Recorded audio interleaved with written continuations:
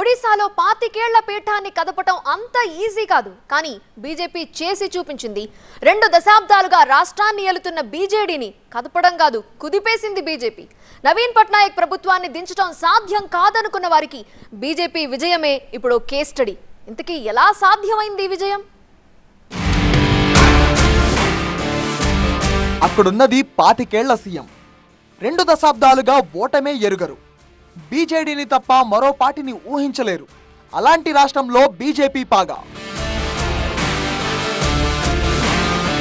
2000 సంవత్సరంలో పుట్టిన ఓ ఆడపిల్ల తన బాల్యాన్ని, టీనేజ్ దశను దాటేసి పెళ్లి చేసుకుని పిల్లల్ని కూడా కని ఉంటుంది ఈ పార్టీకి. ఆ 2000 సంవత్సరంలోనే ఒడిశాకు ముఖ్యమంత్రిగా మొదటిసారి ప్రమాణ స్వీకారం చేసిన నవీన్ పట్నాయక్ నిన్నటి వరకు అదే స్థానంలో కొనసాగారు. ఇది సీఎంగా నవీన్ పట్నాయక్ ట్రాక్ రికార్డ్. ఈ రికార్డును బ్రేక్ చేసేందుకు ఆయన ట్రాక్ రికార్డ్ నే ఆయుధంగా మార్చుకుంది బీజేపీ. 25 ఏళ్ల పాటు ముఖ్యమంత్రిగా పాలించారు. ఇది చాలదా అని ఒకే ఒక్క నినాదాన్ని బలంగా కొట్టింది కమలదళం. ఒడిశాలో ప్రచారానికి వెళ్లిన ప్రధాని మోదీ, అమిత్ షా నవీన్ పట్నాయక్ వయసునే టార్గెట్ చేశారు. 7 పదుల వయసు దాటిన వ్యక్తికి ఇంకా అధికారం ఇవ్వడం కరెక్టేనా అని గట్టిగా ప్రశ్నించారు. అయితే ఇది బీజేపీ తయారు చేసుకున్న ఆయుధం కాదు, నవీన్ పట్నాయక్ తయారు చేసి బీజేపీకి చేతిలో పెట్టిన ఆయుధం. కొంతకాలంగా నవీన్ పట్నాయక్ కనిపించిన తీరు చూస్తే కమెంట్ చేయకుండా ఎవ్వరూ ఉండలేరు. ఇంటి నుంచి బయట అడుగు పెట్టడమే గగనమైపోయింది. సారు బయటికి ఎప్పుడొస్తారో అనే ఎదురుచూపులే మిగిలాయి ప్రజలకే కాదు, ఎమ్మెల్యేలకు, మంత్రులకు కూడా నవీన్ పట్నాయక్ దర్శనం దొరకడం లేదు. కేబినెట్ మీటింగ్స్ పెట్టినా సరే ఆన్లైన్లోనే మమ అనిపించారు. బయటకి కేబినెట్ సమావేశాలకి రాని పట్నాయక్ అసెంబ్లీ సమావేశాలకు వస్తారని ఊహించొద్దు. బడ్జెట్ సమావేశాల్లో రాష్ట్ర బడ్జెట్ ను ఆమోదించే సమయంలో కూడా కనిపించలేదు. ఏవైనా ప్రారంభోత్సవాలు చేయాల్సి వచ్చినా అంతా ఆన్లైన్లోనే. ఇవన్నీ ఒడిశా ప్రజలు బాగా గమనించారు. మొన్న మధ్య ఓ సమావేశంలో నవీన్ పట్నాయక్ చేతులు వణుకుతూ కనిపించాయి. ఆ వణుకుతున్న చేతులను ఆపడం కూడా ప్రజలు చూశారు. అప్పుడు ఫిక్స్ అయ్యారు, అవును, తమ అభిమాన నాయకుడిని ఇక విసిగించొద్దు, ఆయనకు విశ్రాంతి ఇవ్వడమే కరెక్ట్ అని ప్రతిపక్షాల చేతికి నవీన్ పట్నాయక్ స్వయంగా ఇచ్చిన ఆయుధం ఇది. పట్నాయక్ ఆరోగ్య పరిస్థితి బాగోలేదని, ఆయనకు విశ్రాంతి అవసరమని ప్రధాని మోదీ, అమిత్ షా పదే చేసిన వ్యాఖ్యలకు ఓటర్లు కూడా పాజిటివ్ గా రియాక్ట్ అయ్యారు. ఒడిశాలో పట్నాయక్ సర్కార్ పడిపోవడానికి మరో కారణం పాండ్యన్. ఈయన మాజీ ఐఏఎస్ అధికారి. పార్టీ బాధ్యతలను ఈయనకే పూర్తిగా వదిలిపెట్టేశారు పట్నాయక్. పాండ్యన్ నవీన్ పట్నాయక్ పక్కన చేరింది ఈ ఏడాది ఫిబ్రవరిలోనే. ఇంత తక్కువ సమయంలోనే ప్రభుత్వ వ్యతిరేకతకు అంత కారణమయ్యారంటే పాండ్యన్ పెత్తనం ఏ స్థాయిలో సాగిందో అర్థం చేసుకోవచ్చు.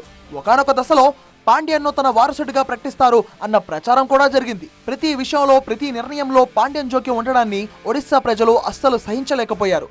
నిజానికి బీజు జనతాదళ్ పార్టీలో నవీన్ పట్నాయక్ తర్వాత అంతటి చరిష్మా ఉన్న నేతలు ఎవ్వరూ లేరు.